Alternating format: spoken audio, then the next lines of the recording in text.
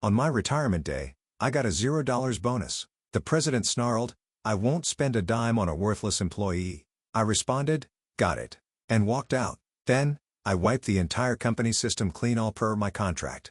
"Hey, I need to discuss something serious with you. Take a moment to come here." Mr. Turner, the president of the second generation, called me, and I went to his office. My contract had expired. Therefore, it was most likely related to that. "We're done here since your contract is up. Please gather your belongings, and don't get in touch with me ever again."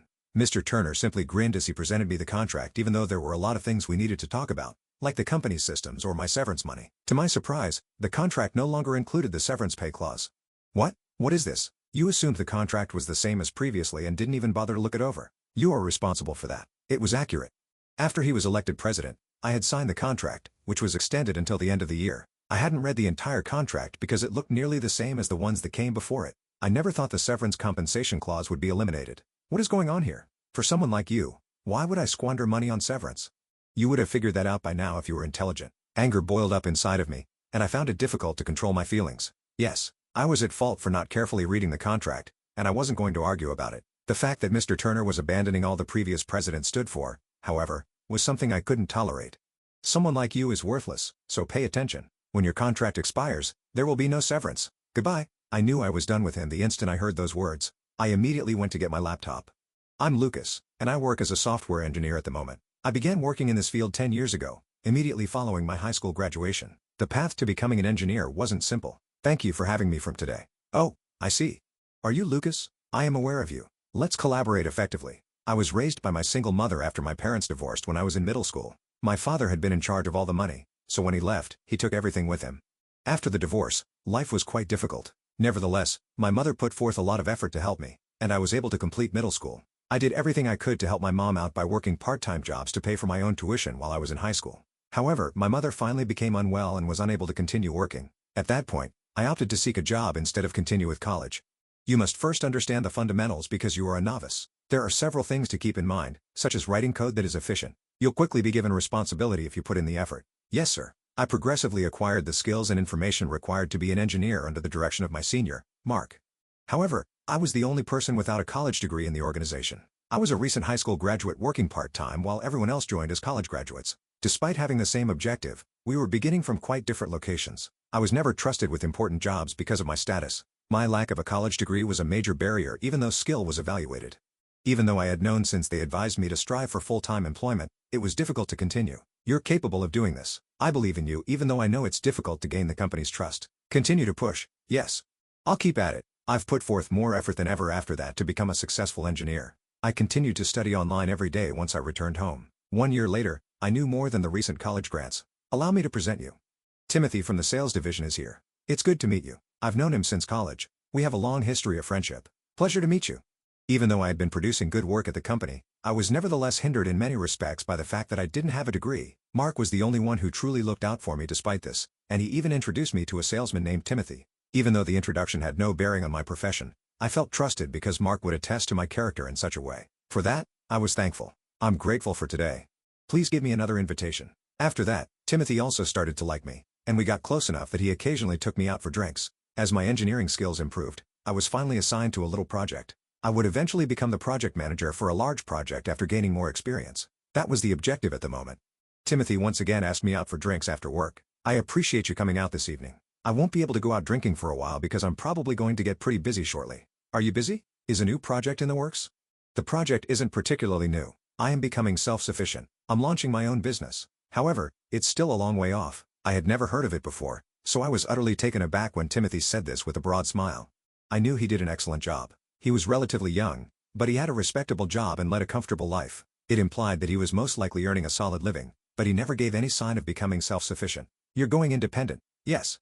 I didn't want to go on poor terms because I owe this organization a lot for caring for me and treating me nicely. For this reason, I've been carefully speaking with them to make sure the leaving goes smoothly." "I understand. That's amazing." I'm impressed and startled at the same time because I've never considered becoming independent.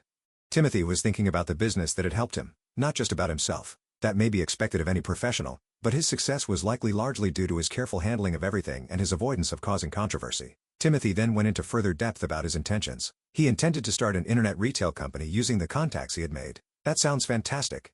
I wish you luck. However, I still have a long way to go. I have a lot of work to do before I'm prepared. Since it will take that long to get ready, I want to work on it alone for the first year after I quit the company. Couldn't you set things up to run smoothly and then leave the company later?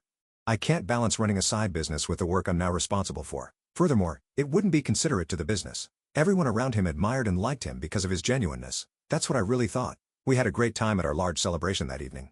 However, after listening to Timothy's experience, I also began to consider becoming self-sufficient. Timothy's narrative further fueled my desire to place myself in a situation where I could rely entirely on my own abilities. The want to prove my skills had been sparked, but I realized I still had a ways to go before I was truly acknowledged as an engineer. Projects at the same level as the ones I'm working on today can be managed independently by me. In the future, I want to start my own software development business, expand my portfolio, and take on freelancing employment. At the conclusion of the month, I made the decision to quit the company after speaking with Mark and my bosses. I felt prepared to give it my best even if it was a risky move and I lacked a clear plan. Timothy extended an offer to collaborate with me a year later. Although it was an enticing offer, I was put in a challenging situation. In actuality, I had recently launched my own business and successfully transitioned to freelancing. I couldn't just go work for someone else now, even if it was a fantastic opportunity. I appreciate the offer. However, I recently started my own business. It's a software development company, but I'm still the only employee. Really? That's amazing. Well done. Although Timothy responded enthusiastically, I knew it was probably not the response he was looking for. He was truly pleased for me even though he undoubtedly thought I would enthusiastically accept his offer to work for his company. Well, I suppose I should simply assign the assignment to a subcontractor from your organization. Isn't it a software development company? You must construct our system for me. Are you reliable? Since you operate your own business, we may subcontract you instead of hiring you as our in-house engineer, which is what I had hoped. I had taken on a few freelancing jobs before to formally starting my own business, but this project, creating a web application for an e-commerce company, was by far the largest one I had ever been offered. Everything would have to be built from the ground up by myself. Timothy trusted me despite my company's inexperience, and I was resolved to do everything in my power to live up to his expectations. From the bottom of my heart, I genuinely felt that. After that, we kept up our relationship, and I worked on teaching his engineering team and developing and maintaining systems. 30 years went by in the blink of an eye, and Timothy retired. Mr. Turner, who had been the vice president for a few years, was elected president as he became older. Hey, got a minute? Yes, I take it you're under contract. You might want to start looking for another employment because I want to fire all contract staff once I take control. I was abruptly summoned and informed of this. I was able to get by without the work from Timothy's company by this point because my own business had expanded significantly. Although I would want to concentrate only on my business, my friendship with Timothy kept me employed there as an outside contractor. I wouldn't mind going back to my own business full-time, but I was surprised by how abrupt the conversation was. What does this mean to you? It's quite abrupt. I mean, I'm not going to spend my money on someone like you. We don't need pointless individuals wasting their time on computers. Without hesitation, Mr. Turner told me this directly.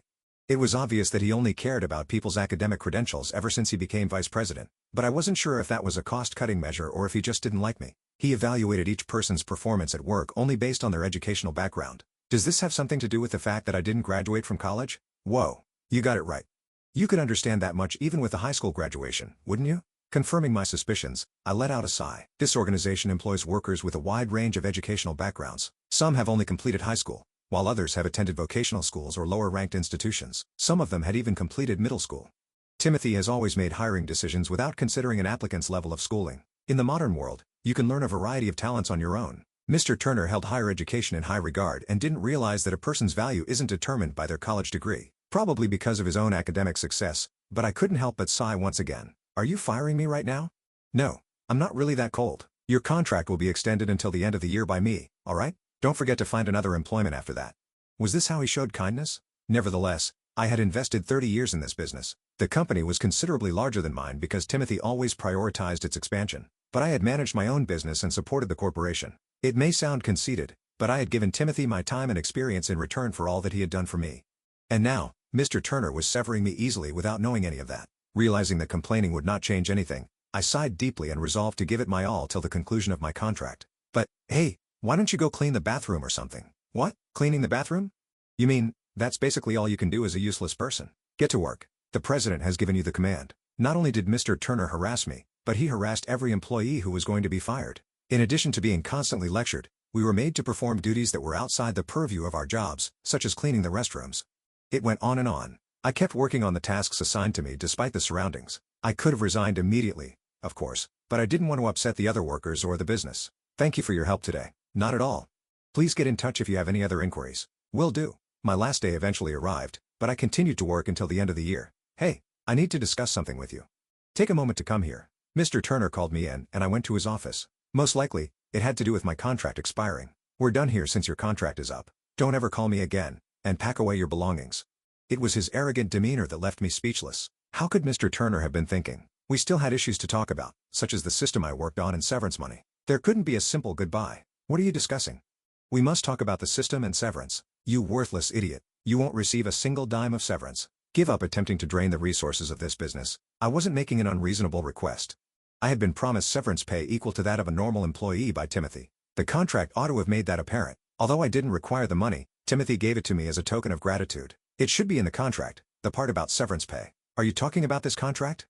Mr. Turner smirked and took out my contract. It appeared to be the identical one that I had signed every time. With assurance, he said, "If you're truly receiving severance, show me where it says that." I looked for the provision in the contract I got from him. I quickly turned to the last page because it had usually been written at the very end. Severance money, however, was not mentioned. I also looked through the other pages, but I couldn't find anything. I even opened the copy that was stored on my phone as a PDF. I was shocked to discover that my copy also lacked the severance clause. Thus, the paper was not fabricated by Mr. Turner. What is going on? You didn't bother to check since you assumed it was the same as before, Hall. You were responsible for that. It was true. I had signed the contract after he was elected president, and I had extended it until the end of the year. I hadn't gone over every line because it appeared to be almost the same as the earlier contracts. I never thought the severance clause would have been eliminated. What is the meaning of this? You believe that for someone like you, we would squander money on severance. You would have figured that out by now if you were intelligent. I had to struggle to control my emotions as anger erupted from the pit of my stomach. Yes, my failure to read the entire contract was my mistake. I wasn't going to debate it, but I couldn't overlook Mr. Turner's blatant disregard for the values Timothy had upheld. Someone like you is worthless, so pay attention. When your contract expires, there will be no severance. Goodbye. I lost my patience entirely at that point. Although I never thought he would be so self-centered, it made clear to me the type of president he was. I get it. I appreciate everything you've done so far. After saying that, I bowed and went back to my work. Naturally, I wasn't going to overlook this. The same treatment should be given to those who behave unfairly. I gathered my belongings, bid my co-workers farewell, and departed the organization. I opened my laptop and started working on something as soon as I arrived home. Mr. Turner called me the following day. "Hey, what the hell is going on? Why are you contacting me at such an early hour and shouting like that? Where are your manners? You turned off every system we utilize. That's what's happening." Though I hadn't heard him yell like that before, I wasn't shocked. Although I knew this was coming, I wasn't prepared for him to get in touch with me so quickly. I certainly did. My contract was not renewed by you. What? Agreement? Whoa. Do you know absolutely nothing? You are also the president. As I said it, I couldn't help but smile. Now my attitude was making Mr. Turner, with his inflated pride, yell at me even more. Do you even know what I'm doing? I have no idea what you're about. Why would you have the power to disable the system when you were always tinkering with it? No one else was aware of this. How is this possible? Mr. Turner obviously didn't know what I had been doing for the business. When he took over from Timothy, he must have been taught everything, but he either ignored it or forgot it. Now that the company's system was down, he was in a panic. Accounting software and employee management applications were among the impacted systems. At the end of each month, we receive a mountain of invoices from our numerous remote workers. This was about to go horribly wrong. Say something. I'm open to renegotiating the contract as the CEO of the business that created the system. We might even go from the previous usage fee approach to a buyout strategy. You must, of course, first apologize on your knees. What? I said it clearly. I was aware that there might be repercussions for this. Although I had already notified the accounting and management teams, my reputation may suffer if Timothy found out. I was absolutely within my rights to limit access to the system and not renew the contract, but I couldn't help but wonder whether Timothy would be disappointed in me. That thought persisted. Nevertheless, I was unable to overlook Mr. Turner's actions. You've overreached yourselves. Get to the office because I'm coming over right now. Later that afternoon, I went to the company because I didn't want to keep the system offline indefinitely. Hey, I've been anticipating your arrival. Let's go to the office of the president. I was shocked to see Timothy in the lobby waiting for me. He must have hurried to the company after learning of the situation. I had my justifications, but I had no idea what Timothy was thinking or how much he knew. As we walked to the president's office, neither of us spoke. Excuse me. After knocking, Timothy went into the president's office where Mr. Turner was standing sternly and commandingly. I'm very sorry. I really apologize for the rude treatment you received, and I kindly request your pardon. To my surprise, it was Timothy who apologized to me. Hold on, what's happening? Why is Timothy expressing regret? He was about to bow his head, and Mr. Turner was desperate to stop him. It was obvious that Mr. Turner believed Timothy would support him and be upset with me, but the truth was completely different. Timothy, please lift your head. You quit behaving that way. You ought to apologize with him. What kind of nonsense are you spouting? I've known Timothy for 40 years, and I've never seen him this furious. Mr. Turner was obviously frightened by the strength of his rage. The room's atmosphere immediately grew strained. Please don't exacerbate my already existing anger. Who you believe is in charge of this mess? Well, you see, are you attempting to push things through with an authoritarian mindset, refusing to accept accountability for your actions? I never imagined you to be such a person. I would never have chosen you to be president if I had known. But first and foremost, you must apologize. Timothy's voice was low and threatening, and Mr. Turner turned to me and bowed his head, clearly depressed. What is it? First of all, I'm sorry about the contract. Mr. Turner muttered that he was sorry for what he had done. I was more interested in Timothy's response at the time, but maybe he assumed I was furious about not getting the severance. What would Timothy do about this? So how are you going to accept accountability for what you did? You're not a kid, and you're definitely not a typical worker. You have harmed this business. How are you going to make things right? Mr. Turner had gone white, and Timothy had fixed him squarely in his sights. He was probably looking for the correct response, but he couldn't think of anything that made sense. He had always been self-centered and used force to crush anything he didn't like. It was difficult to think that someone like him would be as sincere as Timothy had hoped. A new deal might be negotiated. The usage fee will be larger than it was previously, and I'll make sure to offer a higher fee. That's not what I'm talking about. Mr. Turner's face twisted in terror as Timothy's voice reverberated throughout the president's office. It was obvious that he had set up a landmine, and he discovered his error too late. Now Timothy was really mad. Let me be clear. You are dismissed if you don't realize the seriousness of what you did. I will not let you run this business any longer. What? Surely, you must be kidding. Then Mr. Turner stumbled. Do you believe that jokes are appropriate at this time? Timothy fired back. Your mind must be in the clouds if you genuinely think that. It sounds like your brain is tiny than a micro, but I heard you despise those who have completed high school. Timothy's scathing remarks rendered Mr. Turner utterly stunned. Even Anna wasn't prepared for Timothy to use the word fired, but it demonstrated how seriously he took this. Timothy added, "What you did is completely unforgivable. You abuse your authority as president to further your personal agenda rather than the interests of the business. That kind of person has no business managing a business." Wait, please. Are you unable to change your mind? Mr. Turner begged. I can't be fired like this. I acknowledge that what I did was a serious error, but you get it, don't you? You cannot be forgiven for what you did, and I will not pardon you. Accept responsibility and quit this organization. Mr. Turner fell on his knees as Timothy uttered this. He started to weep aloud and bow down in front of Timothy in contrast to his customary controlling demeanor. I implore you, will you not pardon me? Do you believe that everything will be resolved by sobbing and pleading for forgiveness? Act like a man and accept responsibility for your actions. Timothy refused to budge despite Mr. Turner's repeated apologies and entrees. Then Timothy escorted me into a nearby meeting room and out of the president's office. With a voice full of sadness, Timothy added, I sincerely apologize for everything that transpired. Since I appointed him president, I also bear some of the blame for this. I never thought he would become this way. I sincerely apologize. I never held Timothy responsible for any of this because he had already expressed regret to me before we entered the president's office. Although Timothy didn't have to apologize, this was his way of being genuine. Timothy, you don't have to say sorry. This is not your fault. You don't realize how much you've helped me. This business wouldn't exist as it does now without you. Treating someone like you, a vital member of the team, with such disdain was unacceptable. Timothy's eyes filled with tears as he conveyed his appreciation. We can use our system for less than a tenth of the typical cost because you constructed it for a fraction of the market price. You devoted your time to training our engineering team as the business expanded. Even our just began programming lessons benefited from your assistance. Because of you, this business prospered for 30 years. You were always there for me, even when things got rough for the company or when I was having personal problems. Your presence is the reason we have progressed to this point. I sincerely appreciate it. As he talked, Timothy held my hand tightly and met my eyes. I was also moved to tears when I saw him in that state. Timothy owed me so much. You introduced me to customers and showed me how to manage a business. I owe you just as much. I doubt I will ever be able to pay you back for everything you have done for me. Hearing that makes everything I've done feel worthwhile, Timothy said with a smile. I sincerely appreciate it.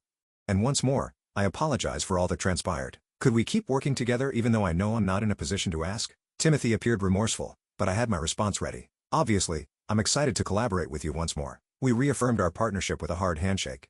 Ultimately, Mr. Turner lost his job and was evicted from the organization. Since Timothy's business was sizable, news of Mr. Turner swiftly spread both within and outside the sector. It seems that he was unable to obtain employment. He lives alone in obscurity after losing his job and being deserted by his family. He had wasted the most of his earnings over the years, and his ex-wife had seized what little money he had left over as child support.